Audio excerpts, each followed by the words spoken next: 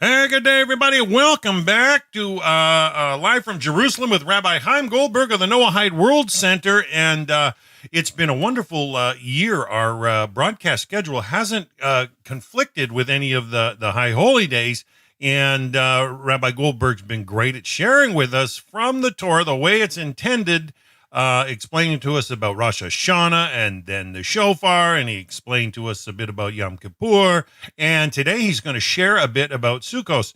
And so I look forward to hearing what the rabbi's got to say. We're joined by many people from all around the planet as well. We got Travis Cox and Angela and Mike in the UK.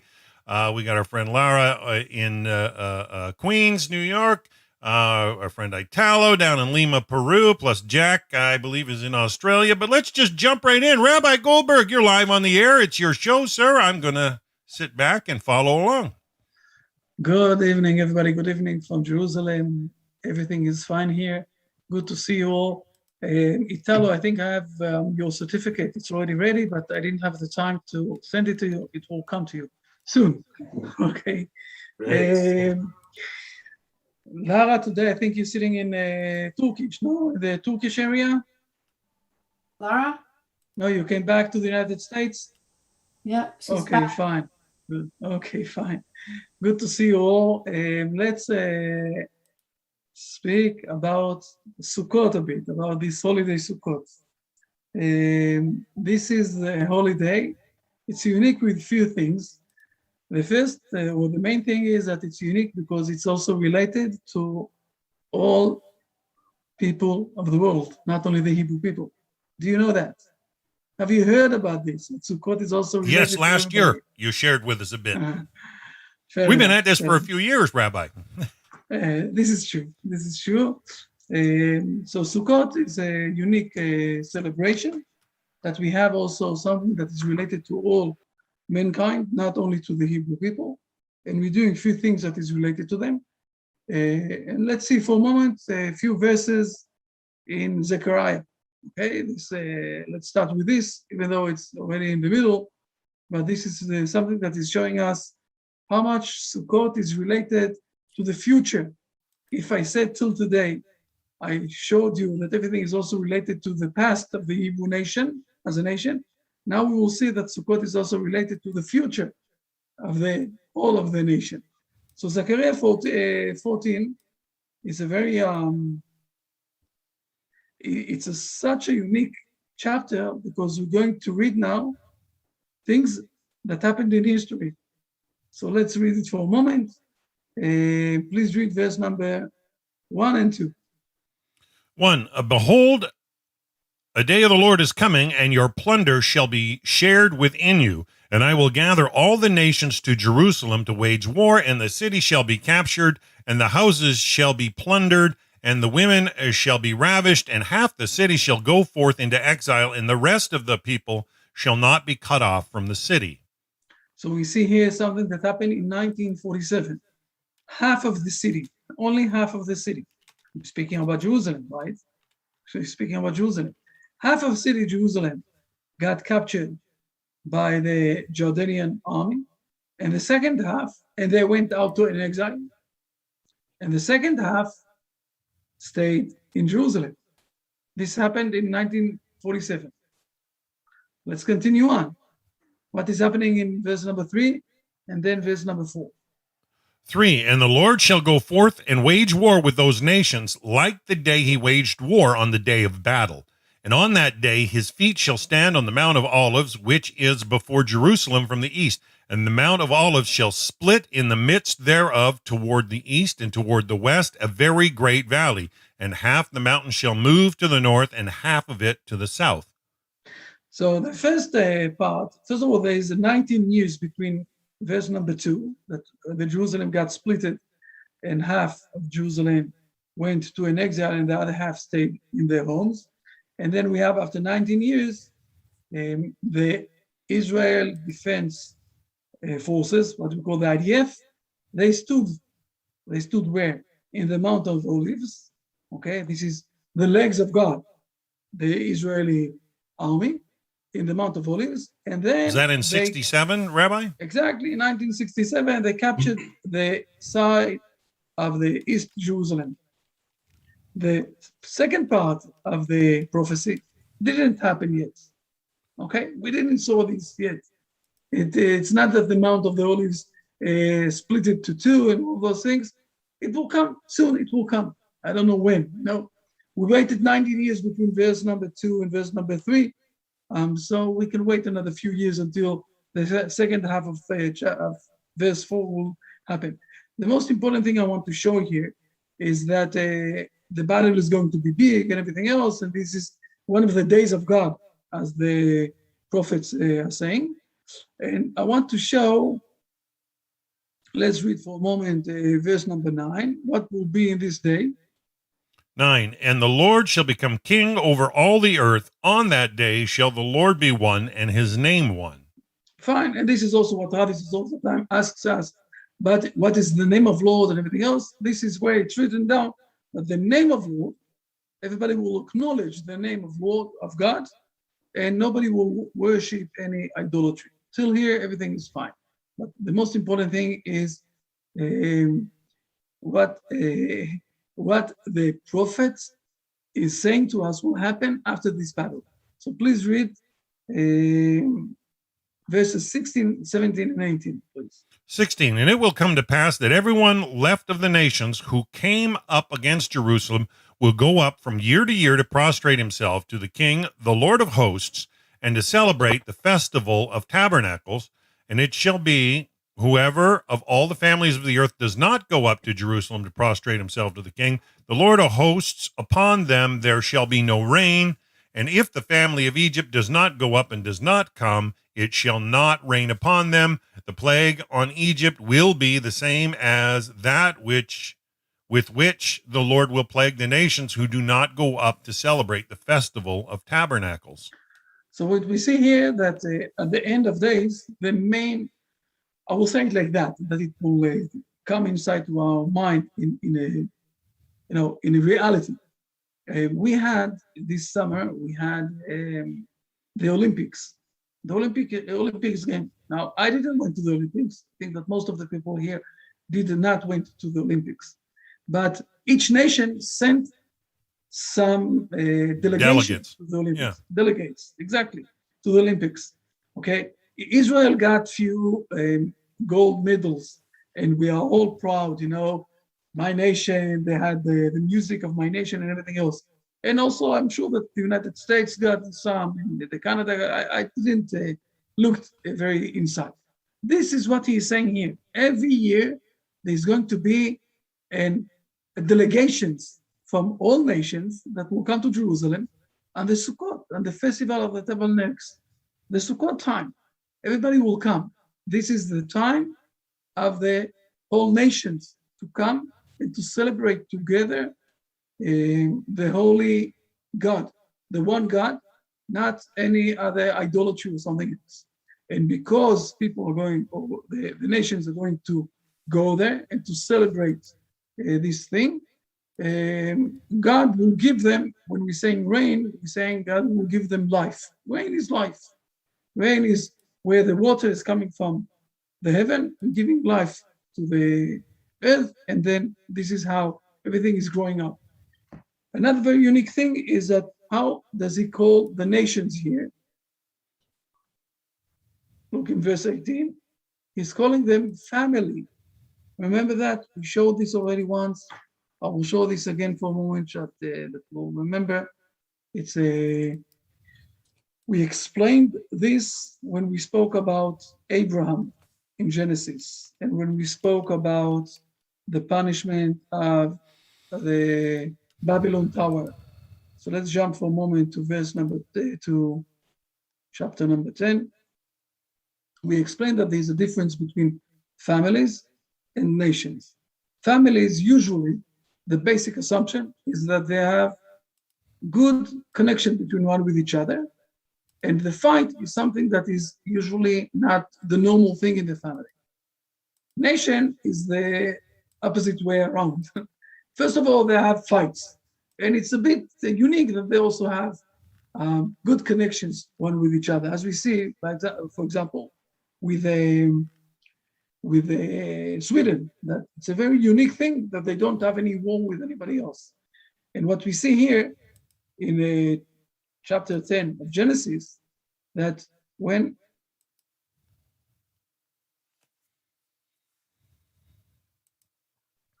please read verse number 32. 32. These are the families of the sons of Noah according to their generations in their nations, and from these the nations were separated on the earth after the flood. So it starts with families and it's spreading over to nations. And then God, when he is going to bless Abraham, what is he saying to him when he's blessing Abraham? Jumping 2 chapters ahead. Okay, we have 11 and then 12. In chapter 12,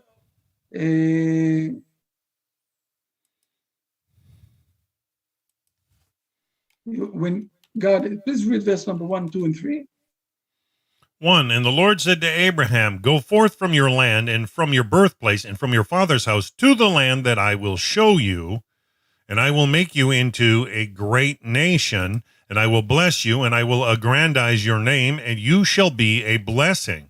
And I will bless those who bless you, and the one who curses you I will curse, and all the families of the earth shall be blessed in you. So he starts with a great nation, and then what's happening is that everybody's becoming again back to families, getting united together as families. And this is what Zechariah is saying here. I'm jumping back to Zechariah.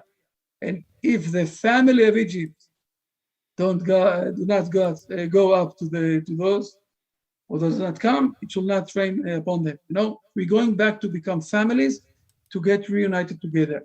And everything is related to the Sukkot celebration. Now we need to understand a bit the Sukkot celebration, what exactly is happening there. So before we continuing on, I want to show another thing that is related to Sukkot. And this is when it says, I'm here in, how do you call this in English? Vayikra, I am Leviticus, okay?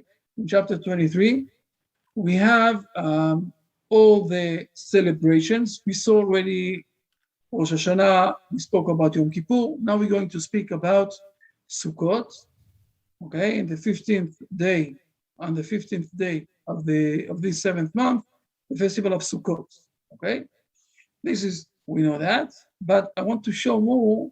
Please read verses 42 and 43. 42, for a 7-day period you shall live in booths. Every resident among the Israelites shall live in booths, in order that your ensuing generations should know that I had the children of Israel live in booths when I took them out of the land of Egypt. I am the Lord your God. So it's also something I'm reminding all of us. We said that all of the celebrations that we have in the Hebrew nation are related to something that happened in history to the nation, like the Independence Day. This is how to remember that. Like when we're doing an Independence Day to the nation, it's because something happened to the nation. Every celebration that the Hebrew nation is doing, it's something that happened to the nation, not to the private person. Here we see the same thing. God took us out from Egypt, and when he took us out from Egypt, he had put us in a booth. This is why we need also to build up something like that, similar, and to go out for 7 days from our home, not to feel comfortable to go out to a booth. So it's also something that is reminding the past. This is the most unique celebration that we have. It's not only reminding us the past, it's also related to the future. Okay? Till now, everything is fine? Fine. Now we need to understand what exactly is happening here. So I'm going to explain, since we have on Sukkot and on the Hebrew Bible, I can show you another 7 explanations why we are celebrating this specific holiday. I don't want to get spread over, and I want to concentrate on those 2 things that we spoke till now, and to explain here something, and leave the other ideas and the other explanations to the next years. Hopefully God will give us, bless us with a good connection with life. Yes. And we have a few more years and we can explain another 7 different explanations. Hashem willing, yes.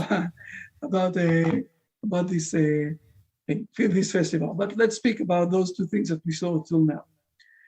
So let's start and let's understand a bit what exactly is the meaning that God took us out and put us in booths when he took us out from Egypt. There are 2 main explanations for that. One explanation is as it's simple as it says. Like, I'm sure that most of you saw already once a sukkah of a Jewish person. I don't know if you've heard about my grandfather. He also was a rabbi. He said he always every year said to me this joke on Sukkot.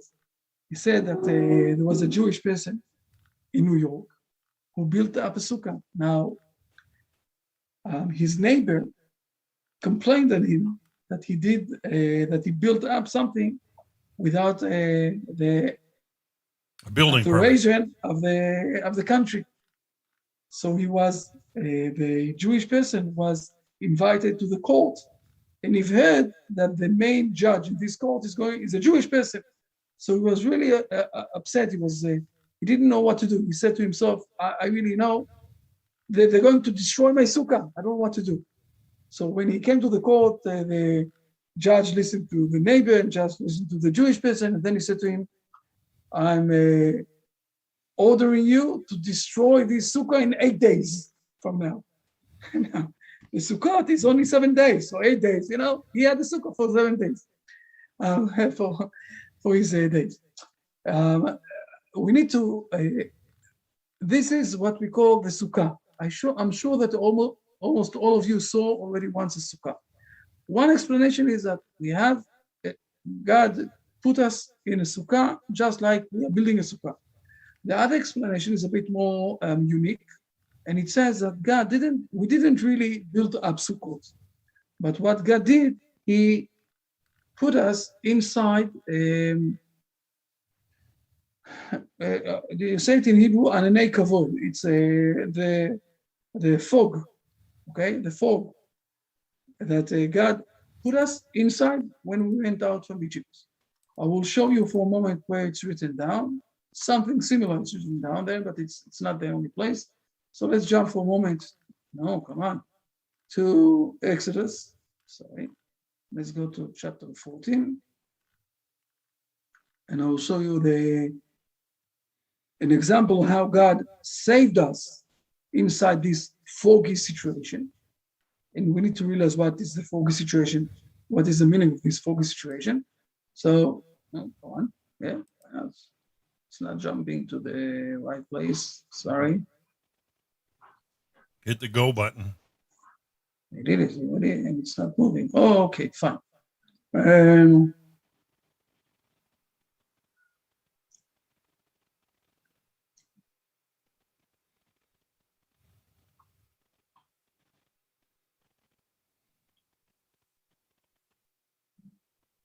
Read verses number 19 and 20 when Pharaoh is chasing the Hebrew nation. Okay, 19. Before they're going inside to the sea. Yes. Then the angel of God, who had been going in front of the Israelite camp, moved and went behind them, and the pillar of cloud moved away from in front of them, and it stood behind them. And he came between the camp of Egypt and the camp of Israel, and there were the cloud and the darkness, and it illuminated the night, and one did not draw near the other all night long. So we have here a pillar of cloud that is holding the Hebrew nation, that the Egyptians people won't be able to catch them. And it's also saying at the end, or at the second verse, okay, cloud and darkness, that is showing the darkness to the Egyptians, but it's something cloudy to the Hebrew people. Our sages are saying, some of the sages are saying that when God took us out from Egypt, the meaning of this is that He had clouds with us along all of the 40 years of the Hebrew people in the desert, that He covered us like the sukkah. And we are celebrating this thing. And we need to realize or to understand what is exactly the meaning that God is coming through the cloud. I will show you 2 more verses where we see that the cloud is very important point between, I will say, some sort of a liaison. This is how you say it, right? The liaison between God and the man. I will show it in I think it's here, just a moment, let's see. I will show two places, just a moment. Please read verse number 18. 18. And the entire Mount Sinai smoked because the Lord had descended upon it in fire, and its smoke ascended like the smoke of the kiln, and the entire mountain quaked violently. Okay, so we have here something cloudy, smoky, something there that is it's not the only place. Another very important place that is really very clear. We have 4 or 5 places like that. I will show you one place. No, so it's not 39, it's 40, but we'll be there. Let's continue on.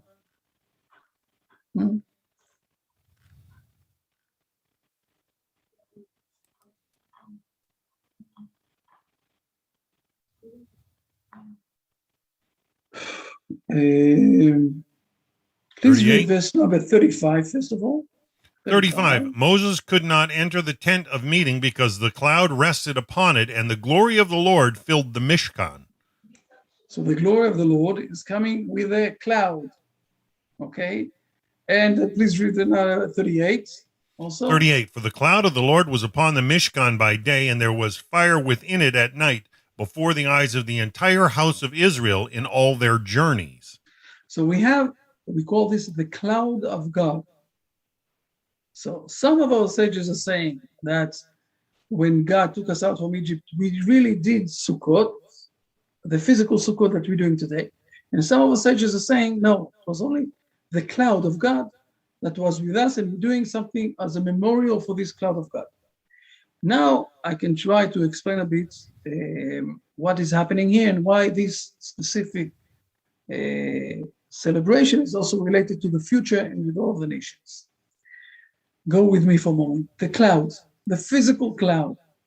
This is exactly the situation where on a biological thing, you're taking something in a spiritual level and it's becoming something physical. How exactly the drops of the water is coming from the cloud.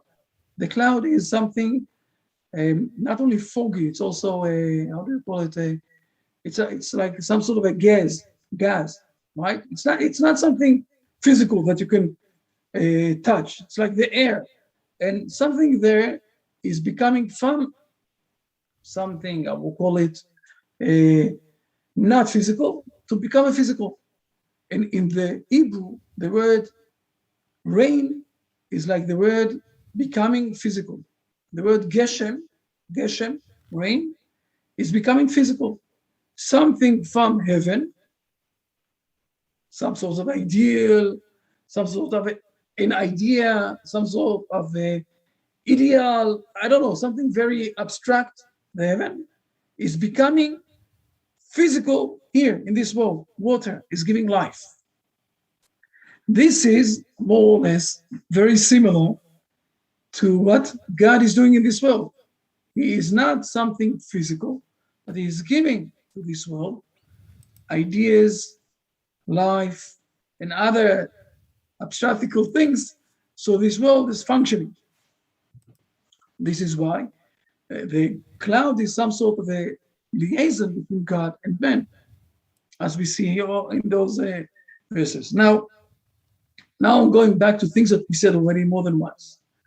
When God created this world, his presence was so highlight here. He was supposed to withdraw himself a bit backwards to give a place to men to be here in this world. So he hid himself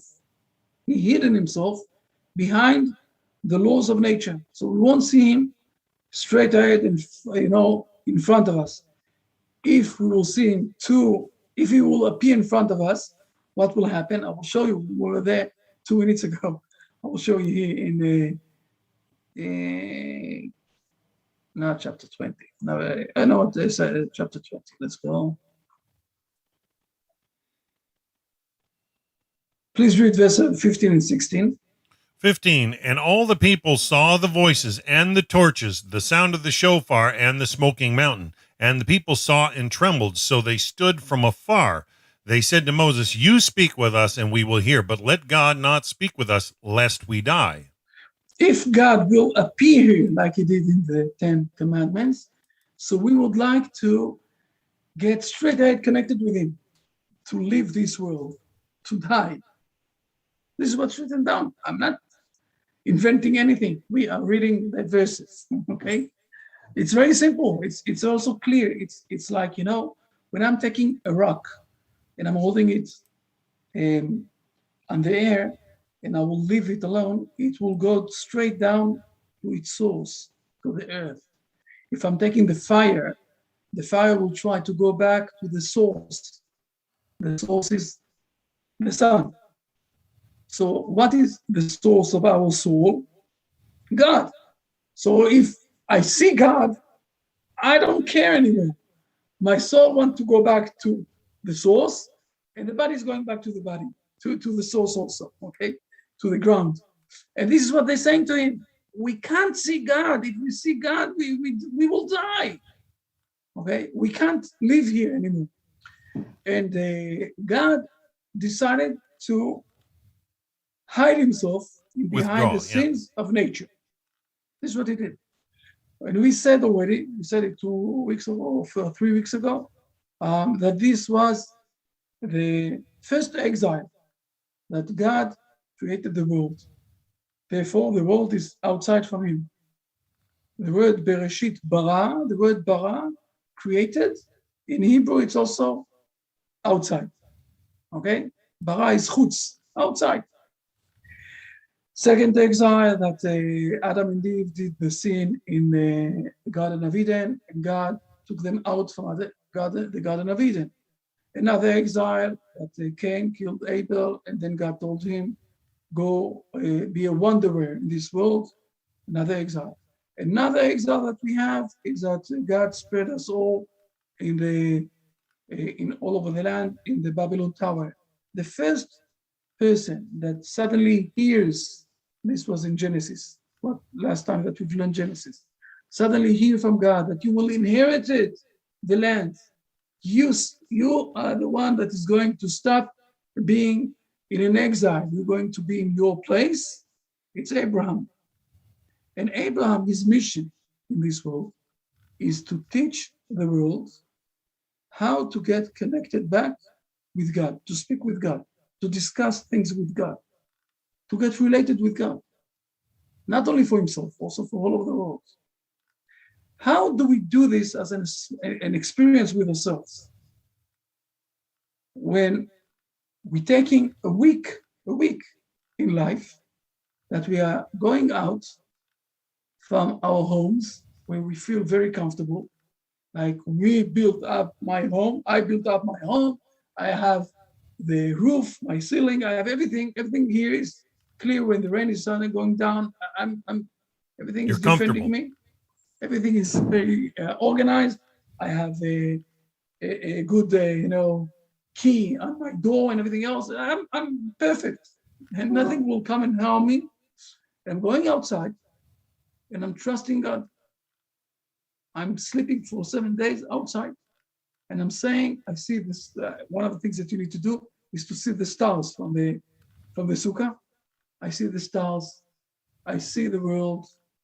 And more than that, we're doing this after the period where we are gathering all the things that we worked very hard in the last few months. All the food, everything that we took from the fields, the apples, the trees, everything that we did in the last few months, and feeling I'm the most important thing here. I did everything for myself. And then we're going outside and we're saying to ourselves, I want to get connected with God and to trust God, not anything that I did with my hands.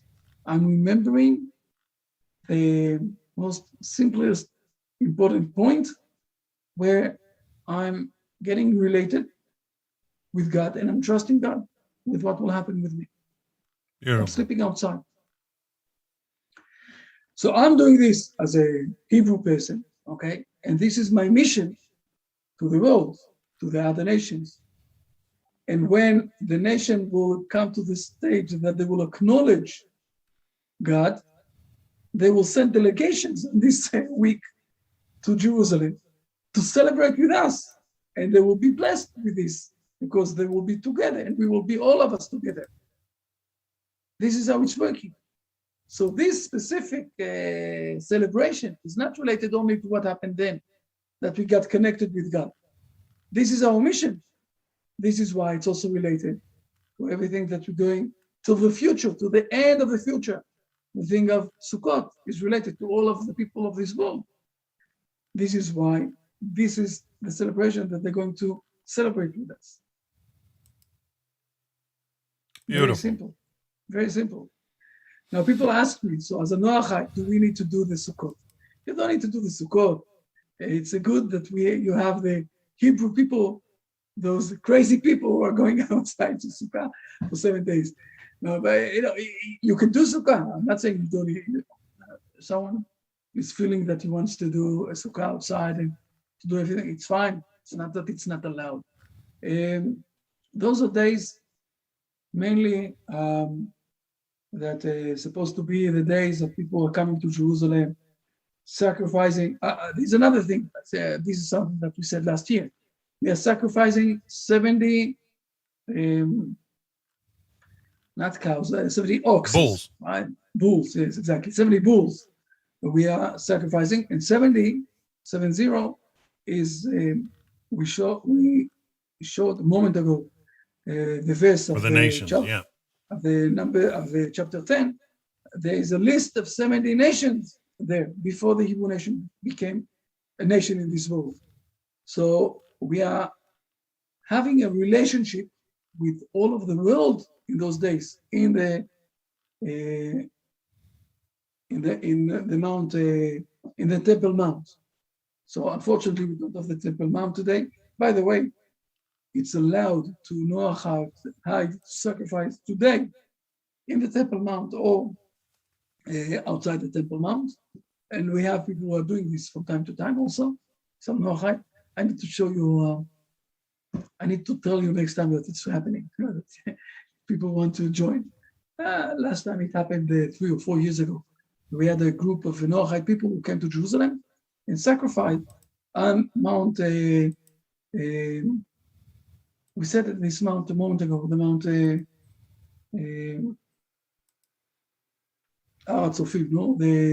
the Mount of Observation, the Mount that you spoke minutes ago, the Olive Mount. Olives. The Olive Mount, and the sacrifice. But again, I'm not speaking about unique or special things that people do. Mainly, this is the main celebration that we are showing the relationship that we have with God. This is what we're supposed to do. This is our mission. And this is how we're doing it as an experience. And this is why this specific celebration is not only related to things that happened when we went out from Egypt, but they are also related to things that will happen in the future, where everybody will realize that we need to have this relationship with God, and we'll come to learn this from the Hebrew nation. Now, I have a few more minutes. I'm sorry that it's going to be a bit short today, but I have so many things to organize till tomorrow night. It's such a blessing those days. We understand, Rabbi, how busy you are. So many events with the family and everything else, thank God. And we had a great Yom Kippur, really great Yom Kippur, and Rosh Hashanah also, but fine. So if someone wants to ask any question or to note something or to say, this is the time. Travis, you're quiet. Mm-hmm. Oh, I was just hanging out. I let everybody else have a time. I look at Sukkot. I just wanted to, I don't have any questions. This is just a beautiful time of year. The rabbi is exactly right, and I love his teaching. I look at Sukkot. It's a temporary dwelling, and it's made from God's creation. It's made from the earth. We are created from the earth.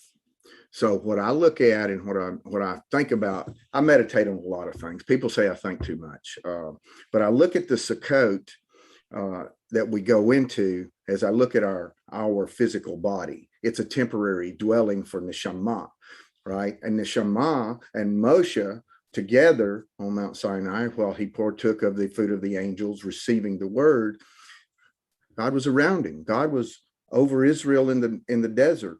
He took his fire and he put around it, but it was all temporary. Like the neshama is a temporary dwelling here in this world. In the sukkah, and we think about it, and why we have it's all natural covering, and you can see through it. And for me, it's so that the energy, the knowledge, the wisdom that is flowing from Hashem into us, it is not impeded, and we can always look up through the covering and see what he has created outside and keep us with him.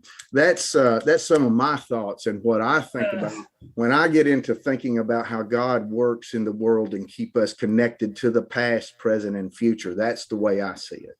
Anyway, those are just some thoughts that I have. Thank you. First of all, thank you very much. It's fine.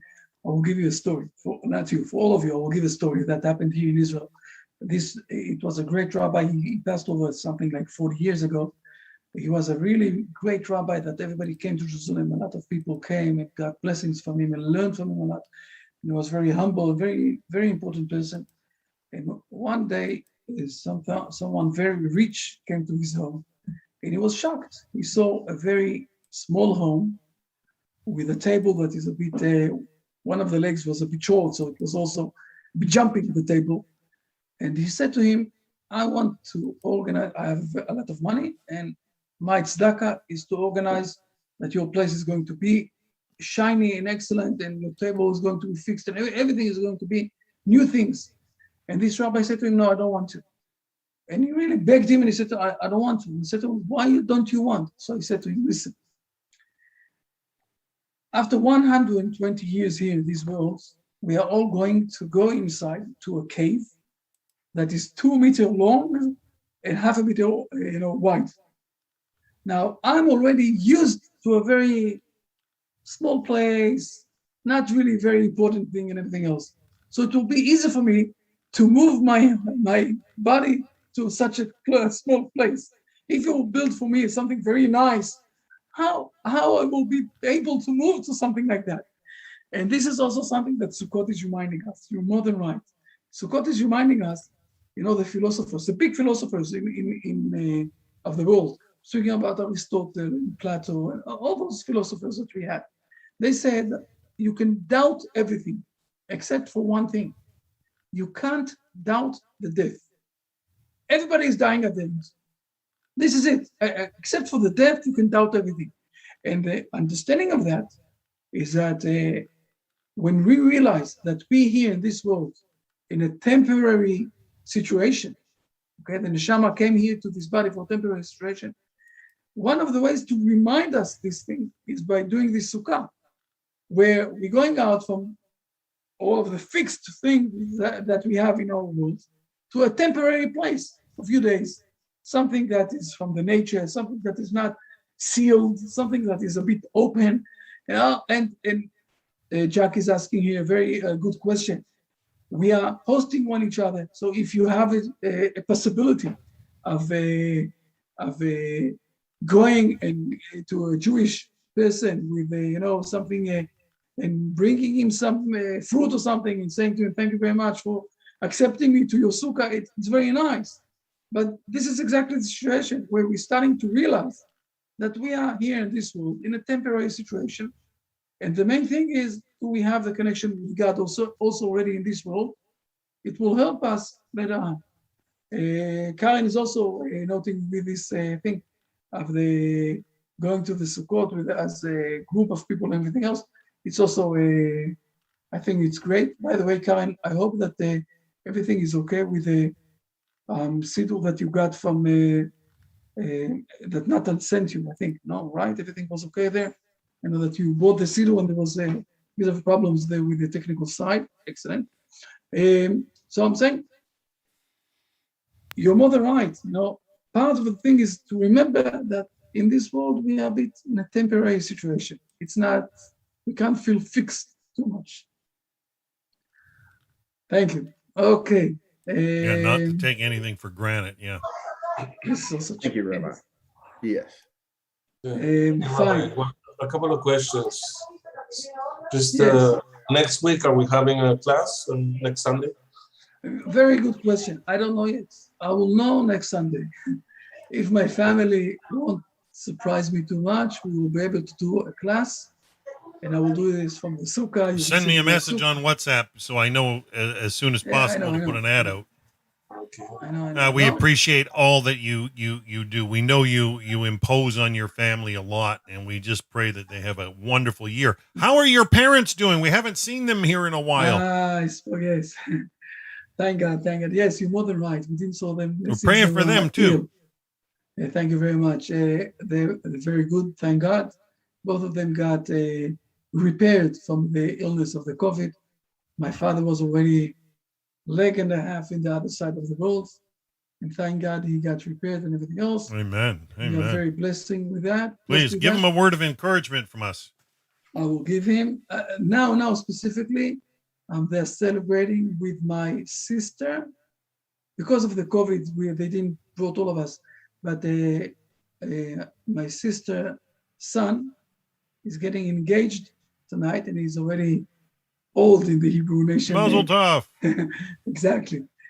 So he's getting engaged tonight, and they went to this place. It's a very far place, and because of the COVID, we didn't gather all the family. Soon it's going to be the wedding, and we're going to celebrate all of us together. So we're very excited. Thank you very much. I will send my parents regards. Joy. Yes. Regards. Yes. Fair enough. So again, with the next week, I don't know yet. Hopefully, I hope that we will be able to do, and then we'll return back to Genesis. We will speak about I will show you a bit. You know what? It's some sort of a quiz. Where do we find Sukkot and Genesis, and why? There's a good reason for that. But next time, if we will have a lesson on Sukkot, I will explain that. Try to find it out. And Genesis, where do we have Sukkot, and why? Why it's there, and what is the meaning of this? It's also a meaning for Sukkot that is related why it's mentioned in Genesis. So this is a quiz. Much blessings to all of you. Have a great time. And if you can find a sukkah or something, so don't hesitate. Try to pop inside to say to the Jewish people there that you are Noachide, and you know what it is, and have a few minutes there inside the Sukkot, and see you for sure, hopefully another 2 weeks, and maybe also next week. All right. So, folks, we're out for this week. We may be back the same time next Sunday. We'll let you know in advance, but we may not be. So it's at the rabbi's discretion. Hopefully we get advance notice so we can let you know out there. We appreciate everybody that's attended. You know, we're getting a bigger viewing almost on our Noahide World Center Facebook channel than we are on the YouTube of late. I don't know why, but we got plenty of people there watching more on Facebook, and that's always good to see growth in one area. It's always a shame when it's at the expense of another, but appreciate each and every one of you guys that continually come regularly. Travis, it's been a joy to get to know you. Hans, always good to see you. Lelaine, always nice to see you with us as well. Plus many others, Angela and Mike, they're always coming regularly. And Karen, it's just a joy to meet you as well. I mean, you've been plugging right in. It's exciting. And I just want to encourage each and every one of you guys to keep plugging in this new year. And may Hashem bless you richly and give you knowledge for true life. And Amen. It's exciting. So we're going to sign out for now, folks. And Hashem willing, we'll be back next week, but we may not. We'll keep you posted. Have a wonderful, wonderful week with Sukkos happening. Excellent. See you all. Bye. Thank you very much. Thank you.